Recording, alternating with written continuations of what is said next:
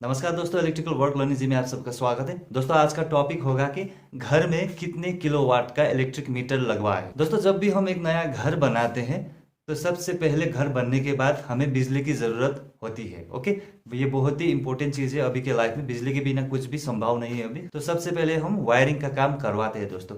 और जब हम वायरिंग का काम करवाते हैं तो क्या करते हैं, हम बिजली विभाग में एक चिट्ठी लिख के एक मीटर के लिए अप्लाई करते हैं, जिसको हम सप्लाई मीटर भी कहते हैं, ग्रिड मीटर भी कहते हैं, या इलेक्ट्रिक मीटर भी आप कह सकते हैं।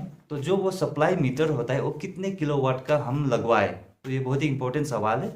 तो दोस्तों इसके लिए सबसे पहले आपको घर का जो लोड है, जो लोड आप लगाने वाले हो, इलेक्ट्रिकल अप्लायंसेस आप चलाने वाले हो घर में, उन सबको कैलकुलेशन करना बहुत ही ज़रूरी है दोस्तों। ओके, खास करके जो लोड कंटिन्यू आपके घर में चलने वाला है एवरीडे, ओके, उस लोड को कैलकुलेट करना बहुत ही ज़रूरी होता है।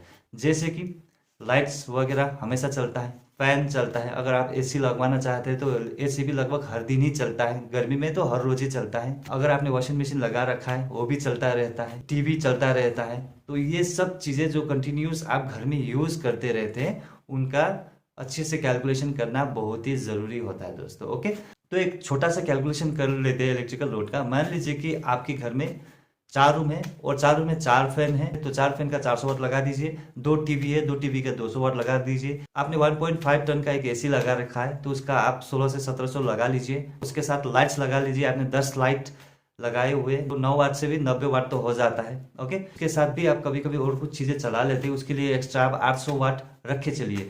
तो टोटल जो आपका इलेक्ट्रिकल लोड हो जाता है वो 3100 वाट हो जाता है, यानी 3100 वाट के करीब हो जाता है। ओके, तो सबसे पहले आपको क्या करना होगा, 3100 वाट जो निकला है उसको आपको किलोवाट में कन्वर्ट करना होगा, क्योंकि जो इलेक्ट्रिक मीटर आता है वो किलोवाट के हिसाब से आता है। जो 3100 वाट घर का इलेक्ट्रिकल लोड निकला है उसका आपको किलोवाट में कन्वर्ट करना है, और किलोवाट में कन्वर्ट करने के लिए आपको जो 3100 वाट है उसको 1000 से आपको डिवाइड करना पड़ेगा। ओके, तो जब आप 3100 वाट को 1000 से डिवाइड करते हो तो आपका लगभग 3.1 किलोवाट निकल आता है। इसका मतलब क्या है, जो आप इलेक्ट्रिक मीटर लगाएंगे, जो गवर्नमेंट से आपके घर में लगा देगा आके, वो आपको लगाना है 3.2 किलोवाट का आपको इलेक्ट्रिक मीटर लगाना है। ओके, इतना लगाएंगे तो जितना भी आपका घर का लोड है वो सफिशिएंटली काम करेगा। तो आपको इस तरह से कैलकुलेशन करना पड़ेगा जब आप घर में नया मीटर लगाने जा रहे हो। ओके, क्योंकि अगर आपके मीटर के हिसाब से आपका लोड बहुत ही ज़्यादा है तो बाद में प्रॉब्लम हो सकता है। बिजली विभाग की ओर से आपको एक कंप्लेंट लेटर आ सकता है कि